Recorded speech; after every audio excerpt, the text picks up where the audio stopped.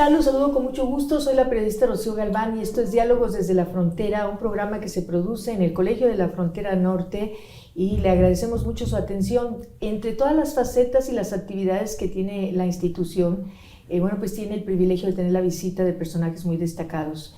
Hoy tenemos el gusto de conversar con dos expertos de la Organización de Naciones Unidas en todo lo que tiene que ver con la problemática de metrópolis, ciudades. Ellos vinieron a encabezar un taller laboratorio en 3 partes, primero en San Diego, California, luego en Tijuana, aquí en la sede del Colegio de la Frontera Norte, y posteriormente en el municipio de Ensenada.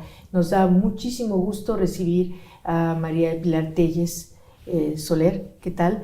Y también a Rafael Forero, que estuvieron en estos trabajos. Los hemos invitado y pues antes de cualquier otra cosa, preguntarles, ¿es la primera vez que visitan esta parte de México, la frontera de Tijuana con San Diego?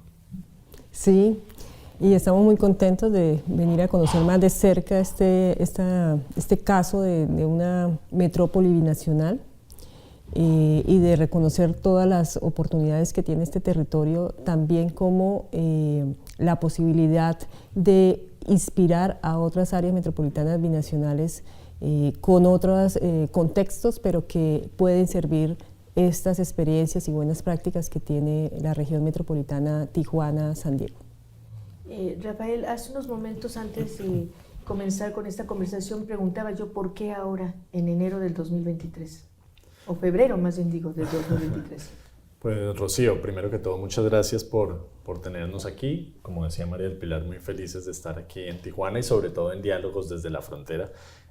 ¿Por qué ahora? Porque se avecina la Asamblea de Hábitat de Naciones Unidas Hábitat en Nairobi en junio de este año, y estamos intentando tener un balance de cómo han sido los últimos años de implementación de las agendas globales en las ciudades, en las áreas metropolitanas. Y un tema que ha salido con mucha relevancia han sido las áreas metropolitanas supranacionales o fronterizas. Entonces, desde el año pasado venimos promoviendo un diálogo, sobre todo en los territorios fronterizos entre México y Estados Unidos. Empezamos en Nuevo Laredo y ahora estamos acá en Tijuana. En ese sentido, hubo muchos temas que se hablaron y palabras que se hablaron el día de hoy: cooperación, asimetría. La importancia, Rafael, durante su presentación usted hizo relevante el tema de que si no se trabaja bien con las metrópolis, el país no avanza. En ese sentido, quizás no se han dado cuenta de la importancia de ese tema. Definitivamente, en ONU Habitat, y esto es un mensaje fuerte desde la agencia, estamos convencidos que las metrópolis son cada vez más importantes. No solo para el desarrollo de los países, sino también para el desarrollo sostenible en todo el mundo. Tanto así que hoy en día, hablando de temas económicos, que era el tema que nos reunía hoy, sabemos que las 600 metrópolis más grandes del mundo concentran el 60% del Producto Interno Bruto global. Pero al mismo tiempo, esas metrópolis son también muy importantes dentro de sus economías nacionales, ¿no? En cada país, las áreas metropolitanas, es decir, las ciudades que han superado esos límites del municipio, son las que concentran más personas, pero al mismo tiempo más ideas y más dinámica económica, ¿no? Entonces hacen que sus territorios y sus dinámicas sean muy importantes para la economía nacional. Entonces, si las áreas metropolitanas no funcionan, si la economía metropolitana no funciona, la economía nacional tampoco. En esa asimetría, María, usted hablaba y enfatizaba mucho la cuestión del tema de cooperación. ¿Por qué no se ha dado esa cooperación que ha obstruido? Sobre todo porque yo recuerdo desde que comencé a vivir en esta frontera, que decían es la frontera más visitada del mundo. Y la interacción es impresionante a nivel de quienes habitamos aquí, ¿no? O sea, las personas que usted lo mencionaba también hace unos momentos, las personas que trabajan en San Diego pero viven en Tijuana, y al revés, las personas que son pensionadas o jubiladas del área de San Diego pero viven en Baja California, en la zona costa sobre todo. ¿Cómo ubicar esto y sobre todo de qué manera plantear acciones directas y rápidas que den resultados concretos a corto plazo? Sí, efectivamente lo que hemos observado en esta región metropolitana es que un activo que tiene es la experiencia en cooperación que hay entre las dos ciudades, ¿no? y pues sus áreas metropolitanas complementarias. Hay una experiencia en cooperación entre gobierno y gobierno, entre gobierno y sector privado, entre el sector privado de los diferentes, de las dos ciudades fronterizas. Luego es un activo del territorio metropolitano binacional que necesita repotencializarse, ¿no? Llevarla a un siguiente nivel, y es tener un escenario que les permita a esa cooperación institucionalizarse, para que a través de esa institucionalización pueda tener una agenda de corto, mediano y largo plazo que permita permear y hacer incidencia en los instrumentos de planificación territorial que lideran los territorios desde sus jurisdicciones, pero que es el vehículo para poder generar una agenda de desarrollo binacional. Entonces, la cooperación es un activo del territorio que hoy en día está en una etapa que requiere avanzar y sofisticarse, sea a través de un esquema de gobernanza binacional, una asociación de municipios del área metropolitana binacional, o en el caso de desarrollo económico, una agencia binacional de desarrollo económico que permita impulsar la cooperación, ordenarla, planificarla, llevarla a ejecución a través de proyectos metropolitanos binacionales, y se dé esa oportunidad para que se fortalezca el desarrollo económico, aprovechar el desarrollo económico, como ya lo decía Rafael, para que efectivamente el territorio metropolitano como tal incida aún más en la calidad de vida de los ciudadanos, porque no podemos olvidar a los ciudadanos en medio del desarrollo metropolitano, que tiene que estar en el centro. Los que vivimos aquí nos damos cuenta que a veces hay cooperación entre los gobiernos locales, como que hay una conciencia porque están aquí viviendo esta realidad, pero a veces los gobiernos federales están un poco más lejanos y no observan las cuestiones específicas. ¿Cómo hacer esa conciencia para que se tomen las medidas adecuadas en todos los rangos? Sí, claro. También desde ONU Habitat hemos observado que la cooperación del Estado-país en los dos lados, México y Estados Unidos, tiene acuerdos internacionales. Y eso es también una oportunidad para las metrópolis binacionales, ¿no? Porque existen acuerdos o regulaciones internacionales que lo permiten, que lo faciliten. ¿Qué se requiere para ello? Tener una agenda de desarrollo metropolitano binacional que permita tener un link con las agendas de desarrollo internacional y estos acuerdos internacionales que se dan. Por tanto, volvemos al mismo punto anterior. Se requiere de tener la institucionalización de la cooperación, avanzar a ese punto para que también a través de esa institucionalización se desarrollen agendas de desarrollo metropolitano binacional que puedan conectarse a esos acuerdos internacionales de los estados países y que le confluyan en unos mismos objetivos en los diferentes niveles de gobierno, ¿no? Esa articulación multidimensional y multinivel de las autoridades requieren tener como base una agenda que proponga esa articulación. Vamos a hacer una pausa y regresamos después de esto para continuar con esta conversación.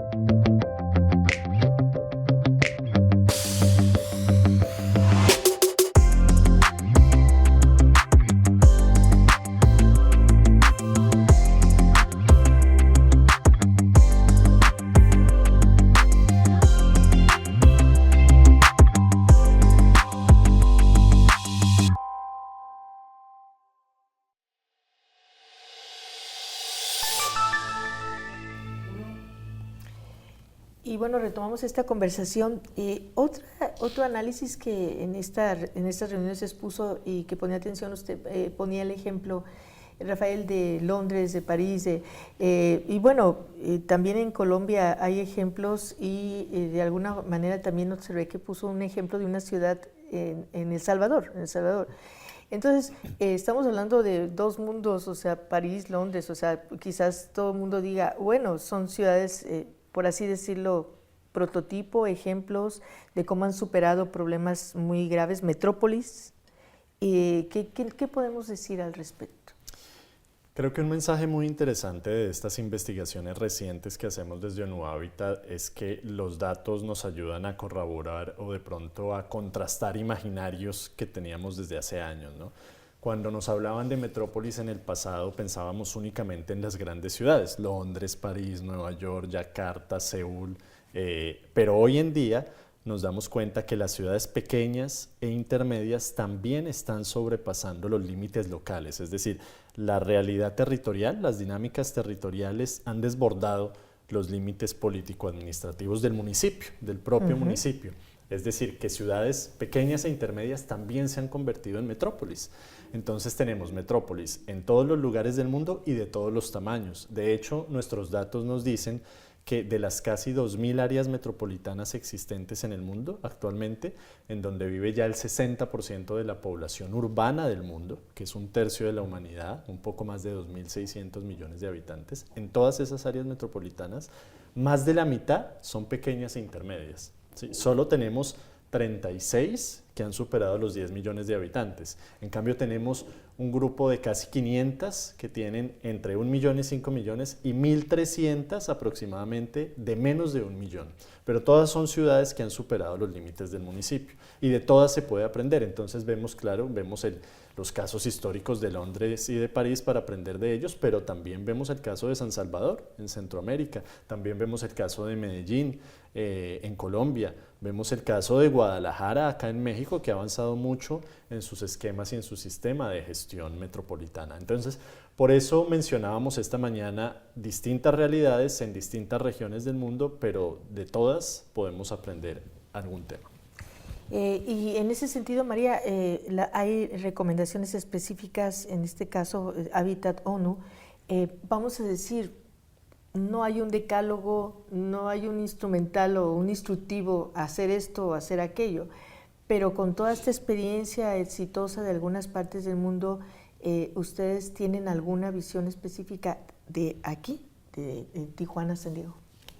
Bueno, mira, desde ONU Habitat, una de las formas que utilizamos para fortalecer el desarrollo de capacidades de los territorios es precisamente ese intercambio de las experiencias que Rafael nos mostraba hoy en su conferencia, y es lograr aprender de las experiencias de otras regiones, de otras áreas metropolitanas, que no necesariamente tienen que ser del mismo tamaño o con el mismo contexto, de todas se puede aprender. Entonces, hay una gran oportunidad y es aprender de las experiencias y del desarrollo de conocimiento de otros que ya lo han hecho, de las experiencias positivas y de las negativas, ¿sí? Y con ello contextualizarlos en el territorio y lograr encontrar un camino del desarrollo a partir de las particularidades que tiene el territorio. En este caso, en el área metropolitana binacional de Tijuana, San Diego, pues precisamente que ONU Habitat esté acompañando el proceso le da esa oportunidad de conocer y de acercarse a otros procesos que ya se han dado sobre experiencias de desarrollo metropolitano. Y el mensaje que se ha dado es: la cooperación está en el centro en este momento de cualquier tipo de gestión.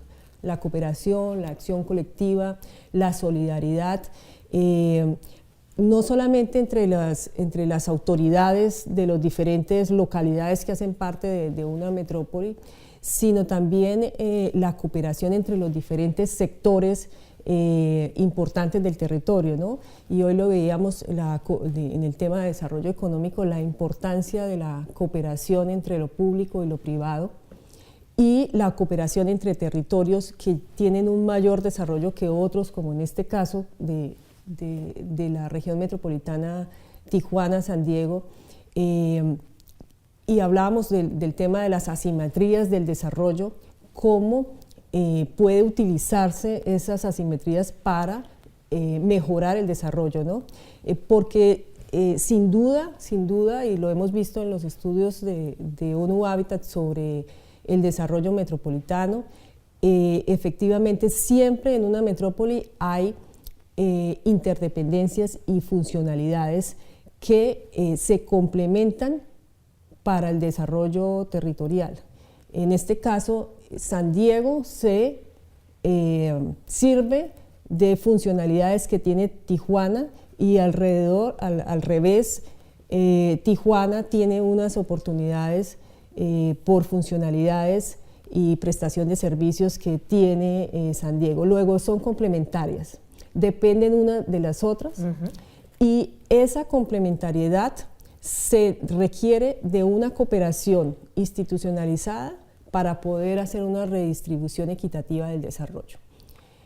Y hablamos de temas que, y voy a decir palabras que a lo mejor no son muy gustadas: pobreza, migración, contaminación.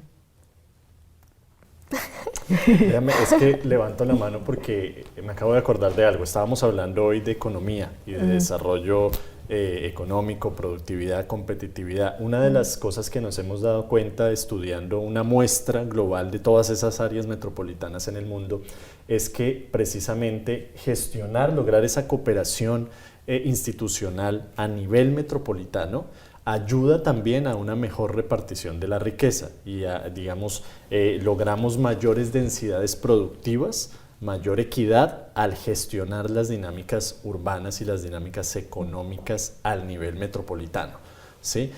Por ejemplo, un estudio reciente nos dice que en todos los países de la OCDE, incluido México y Estados Unidos, las áreas metropolitanas son incluso o hasta un 10% más eficientes, las economías de las áreas metropolitanas son hasta un 10% más eficientes que las economías nacionales de sus propios países.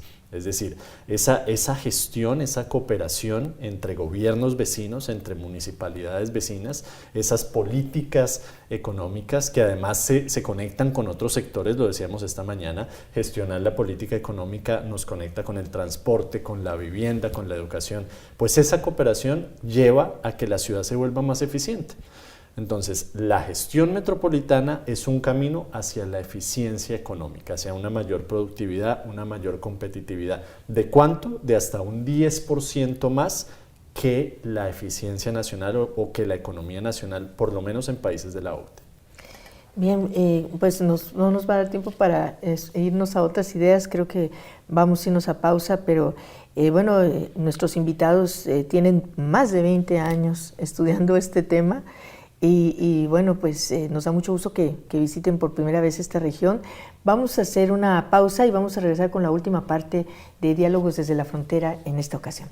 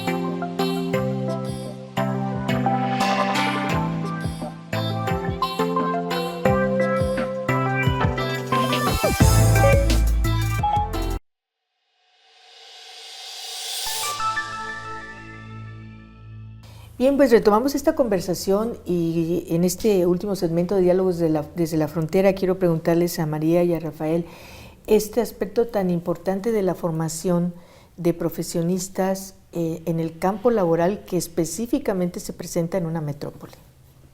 Sí, es una de las tendencias que estamos viendo en las metrópolis del mundo. Esta mañana presentábamos 4 cuando hablábamos de temas económicos. La primera es que las áreas metropolitanas están buscando más y más estrategias para atraer la inversión y sobre todo mediante la internacionalización. Entonces veíamos en muchos lugares del mundo, veíamos el caso de Barcelona, que es muy interesante, cómo han establecido agencias de internacionalización y de desarrollo económico, ¿no? Con ese objetivo de traer la inversión. Esa es la primera tendencia que estamos viendo. La segunda es que se están formulando políticas y estrategias para apoyar a los emprendedores locales y para fortalecer el tejido empresarial. Entonces también veíamos casos en Europa, pero también en Asia, en Australia, en Latinoamérica, donde las instituciones metropolitanas están apoyando mediante capital semilla. Ahí yo mencionaba el caso de San Salvador, que en 3 años apoyó más de 200 emprendedores mediante un capital semilla, pero en otros lugares del mundo también están tomando mucha relevancia el tema de las startups, ¿no? de jóvenes, por ejemplo, cómo crear nuevas startups y mantener a flote las que están funcionando. Esa es la segunda tendencia. La tercera tendencia era precisamente esa, especializar la educación para un mercado laboral que en un mundo globalizado es totalmente cambiante, ¿no? Lo que se conoce, o en alguna literatura se conoce como educación para el trabajo, ¿no? Entonces, por supuesto, que es importante que los jóvenes desarrollen su carrera académica y su carrera profesional, pero también es muy importante que rápidamente tengan skills o diferentes habilidades para el mercado laboral que es cambiante, ¿no? Y eso, por supuesto, no puede tomar años, sino que eso tiene que ser una actualización constante, programas pequeños, muy focalizados dependiendo de las vocaciones territoriales. Ahí decíamos que lo importante es identificar la vocación territorial de cada área metropolitana y poder hacer un match entre oferta y demanda, ¿no? Pero sobre todo poder fortalecer esa educación para el trabajo en el siglo XXI. Hablamos de la cuarta revolución, de las economías verdes, de las economías azules, circulares también, que era la última tendencia. A propósito, las áreas metropolitanas cada vez más están tomando en serio las economías circulares, ¿no? Entonces, la reutilización, la sostenibilidad, la mayor eficiencia en el uso de los recursos, todo eso nos estamos dando cuenta que son las últimas tendencias en la gestión metropolitana desde el punto de vista de la economía, de la productividad, de la competitividad. Pues esto es muy, muy interesante y requiere cambios importantes en las políticas y en las administraciones. María, ¿hay esa visión en quienes dirigen a veces los gobiernos o las administraciones? ¿Hay esta visión de metrópoli? ¿Realmente la capta, la visibiliza, la observa? Hay un interés. Siempre lo que hemos encontrado desde ONU Habitat, hay un interés de trabajar de manera cooperada. Y nosotros desde ONU Habitat lo que hacemos es orientar el camino, ¿no? ¿Cuál es el camino para orientar ese interés a través de metodología, de experiencias que hemos captado de otras experiencias a nivel global? Luego, los territorios actualmente, y más después de la atención de una pandemia, lo que quedó claro es que definitivamente es necesaria la cooperación entre los gobiernos con los diferentes sectores y entre los territorios. O sea, la cooperación quedó claro que es necesaria para gestionar el territorio. Luego, el interés hoy en día es de cooperar, pero ¿cómo se hace? ¿A través de qué canales, qué vehículos?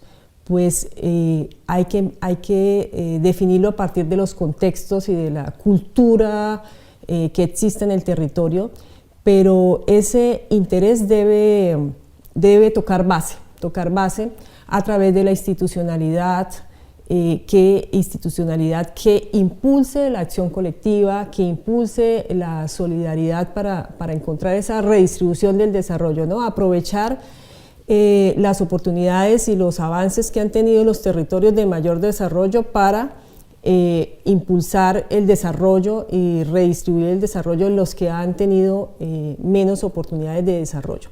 Entonces lo que encontramos es que siempre hay un interés y que desde ONU Habitat lo que hacemos es acompañar ese interés para orientar cómo avanzar y cómo sostener el interés de trabajar colectivamente.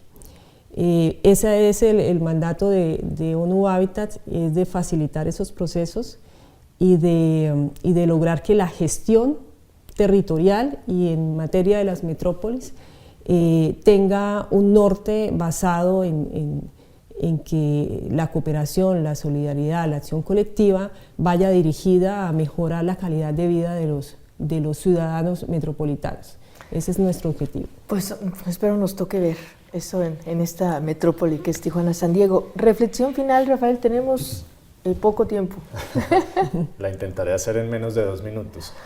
Lo primero es que la dimensión económica de la gestión metropolitana es una de 4 que para nosotros son básicas, por lo menos 4, pueden ser más, los territorios suelen añadir o cambiar o modificar de acuerdo a sus contextos, pero para nosotros por lo menos una gestión metropolitana adecuada incluye la gobernanza, es decir, las soluciones institucionales, la cooperación, ya hablaba mucho María de eso, la planificación y el diseño, los proyectos asociativos, los instrumentos de planificación a escala metropolitana, los mecanismos financieros y el desarrollo económico que hablábamos hoy y también los marcos legales y las demás políticas sectoriales. Por lo menos esos 4 que nosotros llamamos desde ONU Habitat los drivers of change o los motores de cambio para el desarrollo urbano sostenible y que además las agendas globales los conocen como las áreas de implementación de la nueva agenda urbana, ¿sí? Y 3 recomendaciones que dimos esta mañana en el diálogo para mejorar la economía, la dimensión de la economía. Primero, la gobernanza. Todas las políticas económicas, todo el desarrollo económico tiene que hacerse mediante acuerdos entre todos los sectores, entre todos los territorios.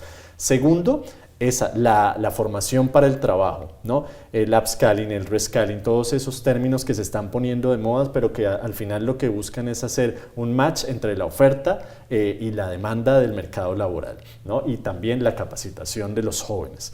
Y tercero, poder apoyar cada vez más o explotar las economías de aglomeración, ¿no? Esa aglomeración de personas, muchas personas viviendo en un solo territorio, generan muchas ideas y al mismo tiempo dinamizan la economía, ¿no? Al fin y al cabo lo que necesitamos es una inteligencia colectiva de la metrópoli, una acción colectiva para poder ser más prósperos, más competitivos y más productivos. Sí, pues se está hablando mucho de esta forma de transporte que uniera a las 2 ciudades, ¿no? A Tijuana y a San Diego en este caso, y de Ensenada también a San Diego, que ya mañana o próximamente lo verán. Muchas gracias por estar aquí. María, muchísimas gracias y por traernos pues tanta información tan valiosa. Muchas gracias por aceptar esta conversación y bueno, pues estaremos en contacto. Gracias por estar aquí y también gracias a usted por seguir Diálogos desde la Frontera. Le recuerdo que nuestras plataformas, pues ahí puede verificar usted tanto en Facebook como en Instagram, como en Twitter, como @elcolef. Y bueno, yo soy la periodista Rocío Galván, agradezco a todo el equipo, a Alfonso Carabeo, por supuesto también a Steffi, a Oscar, a todo el equipo que hace posible este programa. Hasta la próxima.